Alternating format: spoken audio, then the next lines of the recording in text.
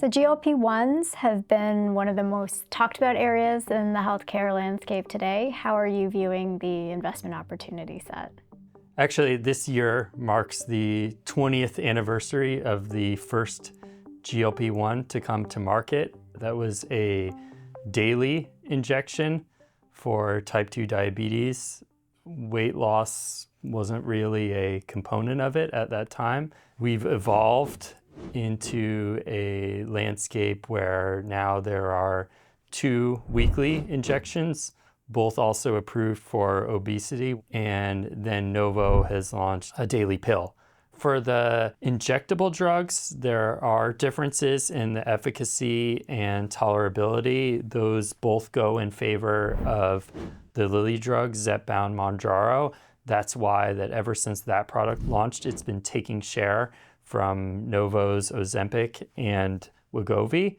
How about the pricing aspect? This idea that maybe insurance companies wouldn't necessarily cover weight loss drugs, but there would be a market for the cash payout. Lilly and Novo estimated that there are around 1 million patients in the US on GLP-1s using compounded drugs, and that's at the $150 to $200 a month price point. For the injectables to insurance is kind of around this $400, $450 a month mark.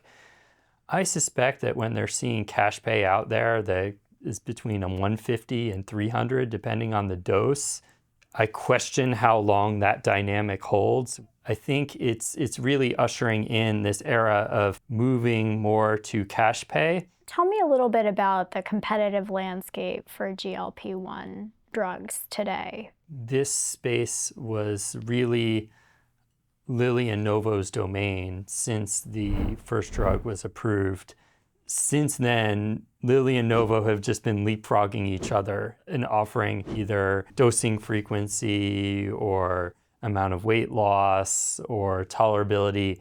As that obesity market has been unlocked by Lilly and Novo, analysts estimate that that's going to result in a $100 to $150 billion global market.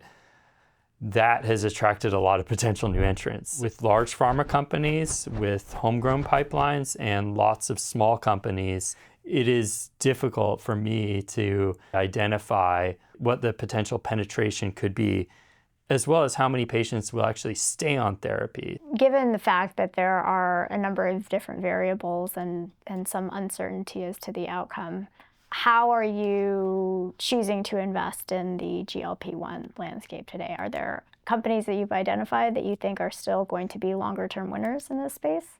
So the dynamics with Lilly and Novo are very interesting. So both of them have these large injectable weekly franchises. When you introduce orals into the equation at a lower price point, you need to be careful about cannibalizing your more expensive injectable.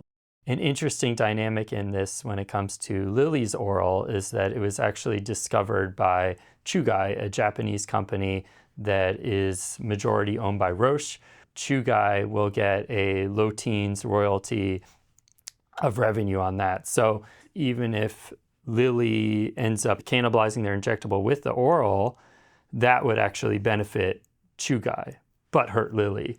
Are there other applications for semaglutides beyond sort of diabetes and weight loss? We've heard about things like addiction being treated through these drugs. I asked Lilly about running a study for their oral drug for cardiovascular outcomes, so preventing heart attack, stroke, etc., that was viewed as a landmark study for Novo a few years ago and important to promote to physicians based on that and really using that to get insurance coverage. Lilly said, at this point, that's not the best use of R&D dollars, but we're just going to do it anyway, just in case someone says, hey, their drug doesn't prevent stroke and heart attacks, we'll have the data to show that it does.